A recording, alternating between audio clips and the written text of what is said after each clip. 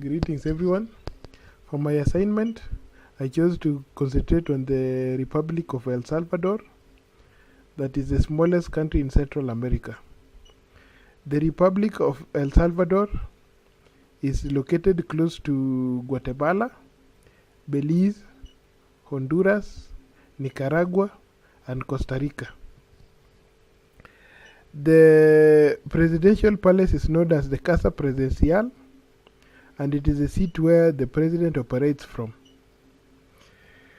The Legislative Assembly for El Salvador is known as the Asamblea Legislativa, where all the nation's laws and legislative issues are sorted out, and it is located in the Edificio Salón Azul building. One notable site in the capital, apart from the presidential palace and the legislative assembly, is the monument to the divine savior of the world. It is a symbol that identifies El Salvador and Salvadorans around the world.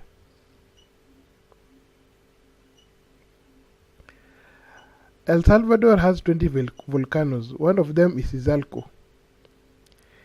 From the early 19th century to the mid-1950s, Izalco erupted with a regularity that earned it the name the Lighthouse of the Pacific. El Salvador has a population of 6.4 million based on the last census, which comes to a density of 303 people per square kilometer. The average life expectancy for men is 68 years and 77 years for women. The nominal GDP, according to a 2015 estimate, is $28.986 billion in total, and $4,776 per capita. El Salvador's HDI rank is 116.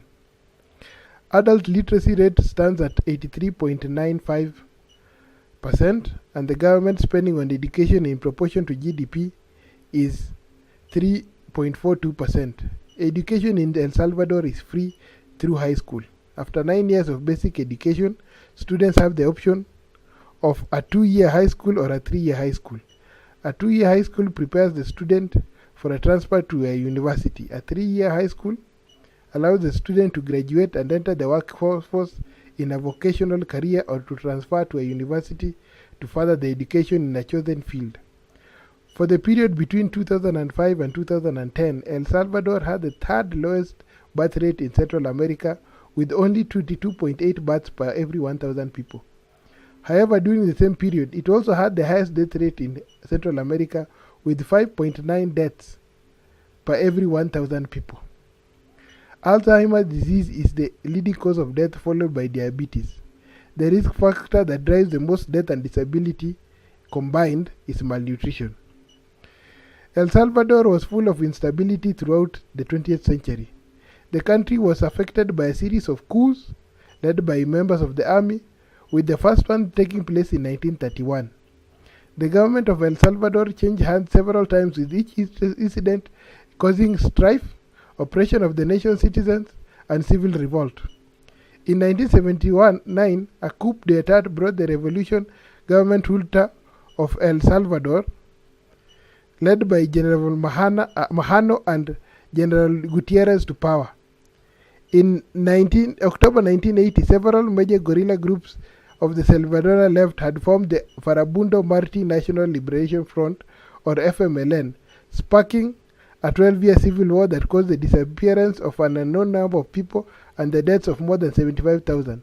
On January 16, 1992, the government of El Salvador, represented by President Alfredo Cristiani, and the FMLN signed peace agreements brokered by the United Nations, ending the civil war.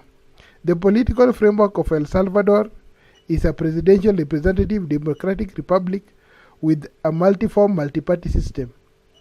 The executive branch is headed by the President of the Republic, who is elected by direct vote and remains in office for a one term of 5 years. He appoints ministers and is also the commander-in-chief of the armed forces. The legislative branch is called the Legislative Assembly and it's made up of 84 deputies. The judiciary is headed by Supreme Court, which is composed of 15 judges, one of them being elected as the president of the judiciary. A former rebel leader, Salvador Sanchez Seren, won the presidential runoff of March 2014 by a narrow margin.